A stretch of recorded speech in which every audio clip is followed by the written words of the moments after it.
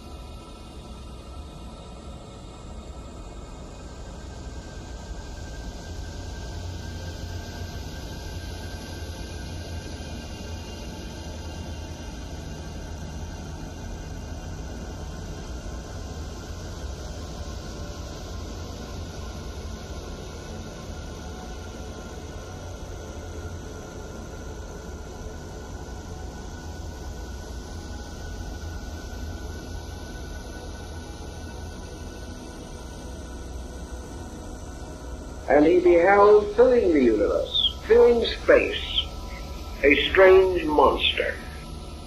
This monster was a great winged dragon, which writhed and turned and twisted in the air. In the vision, this dragon becomes the personification of universal mind, the intellect of the world. Hermes, however, fearful of the tremendous impact of this mind in the form of the great dragon, beseeches reason to present itself to him in some more familiar. There arose out of this mist and this darkness, now ascending from below, a great column, a pillar.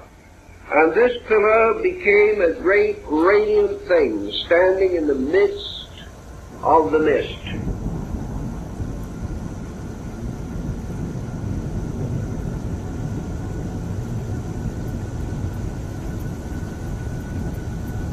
The universal mind began to devise out of itself the devisements of itself. It began to project its own eternal reason into the products of reason, fashioning out of itself many patterns as though upon a potter's wheel. It descended out of its own nature and became one with its thought. And this descent, or this departure from its own center into the center of its own production, and from this came the supreme illusion, which is existence as we know it. Now, in the midst of these procedures, Hermes beholds something still further. He beholds rising out of the deepness and darkness of things Anthropos, the divine man.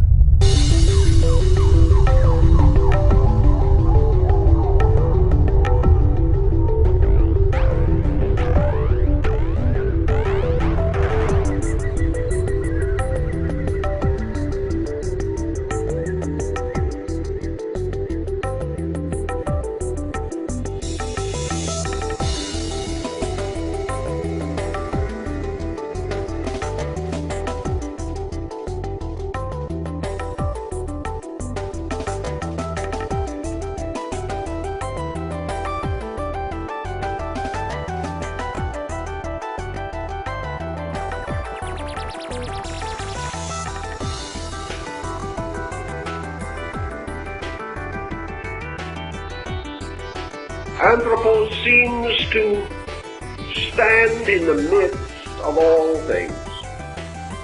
This is the mysterious, primordial, archetypal, universal man.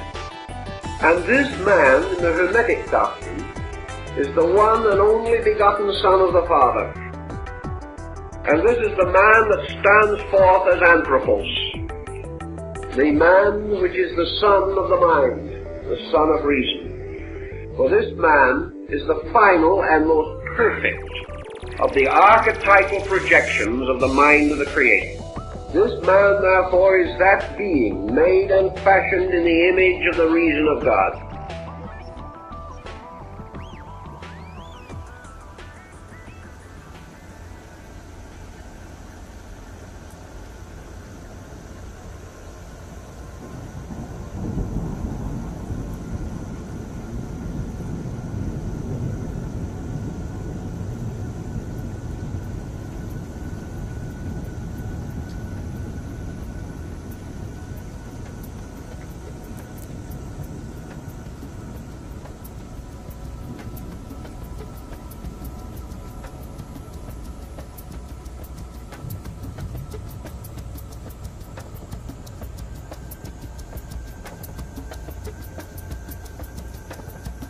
Efforts have been made to parallel this man with the Christ of Christianity as the only begotten, and also, strangely, as the celestial Adam.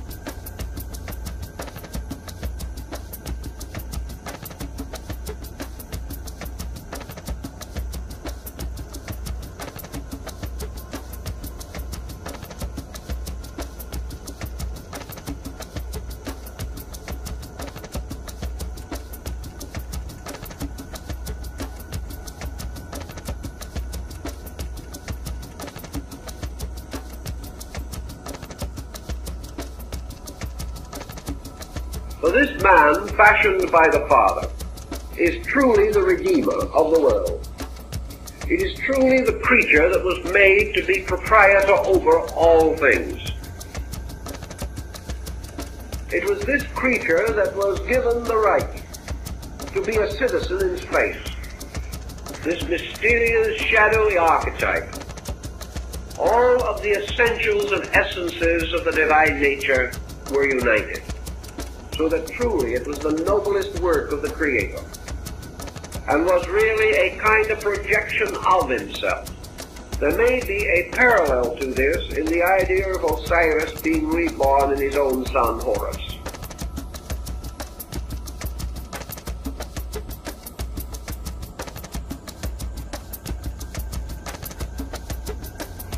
This archetypal being was virtuous, gracious, full of light and wisdom, defective in nothing, deficient in nothing, because within it were all the potentials and powers of the eternal reason. This creature, like its father, could project thoughts from its own mind, And then the Pymander shows a certain indebtedness to Greek mythology. For this Anthropos, this heavenly man, gazing down into the abyss, gazes as though into the depth of a still pool or upon the surface of a burnished mirror. And looking down into the abyss, he sees, looking back up at him, a strange shadowy likeness of himself. This is the projection of his own thought in the daydream of creation. And this Anthropos, looking down, becomes enamored of its own mysterious reflection and descends or hurls itself from the ring of the governors down into the darkness of the underworld.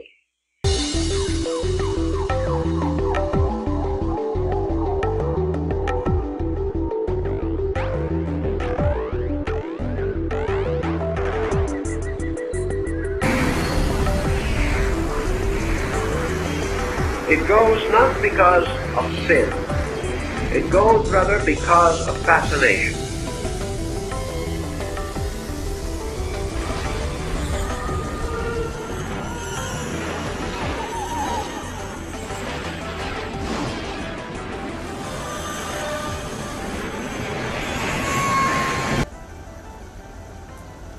And as it moves downward, there is a reaction from below. A mysterious mother principle, rises out of the darkness of the below and envelops the Anthropos with robes of mist and of darkness. Envelops it with strange protecting garments. And in these garments it falls into darkness and into sleep.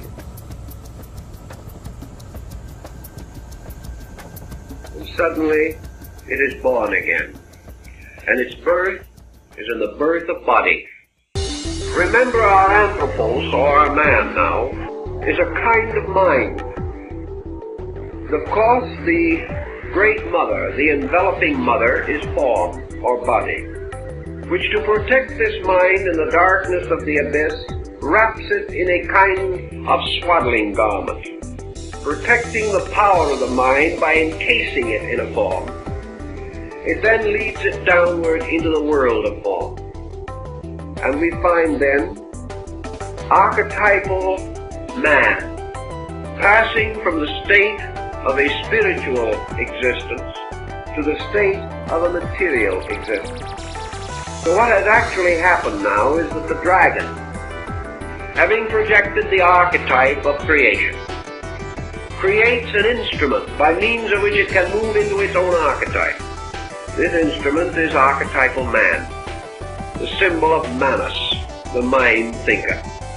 And taking upon itself the likeness of its own mind, it moves into its thought, falls with it into nature or into matter, and comes forth as embodied reason. This creature, wrapped in cloths and robes, it has lost all memory of its own origin. This mind then, coming forth and becoming the archetypal material man, becomes the parallel of the Adam Kadmon of the Kabbalists. For this is the Adam made of the red earth. This is the Adam whose nature is outwardly earthy, but whose inward parts still belong in and to heaven.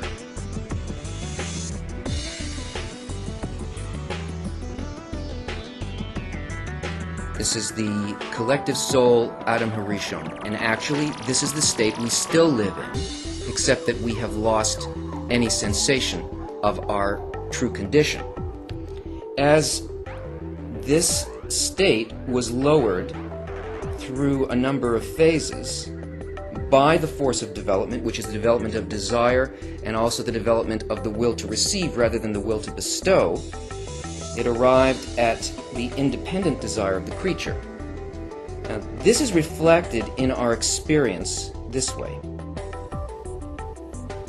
This state is experienced rather as a kind of a matrix, a lattice that contains 600,000 independent parts individual souls, all related to each other.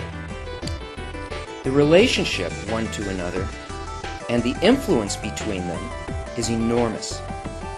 They are all interrelated, actually, in the way that they were related in their original state. But the awareness of this relationship is lost.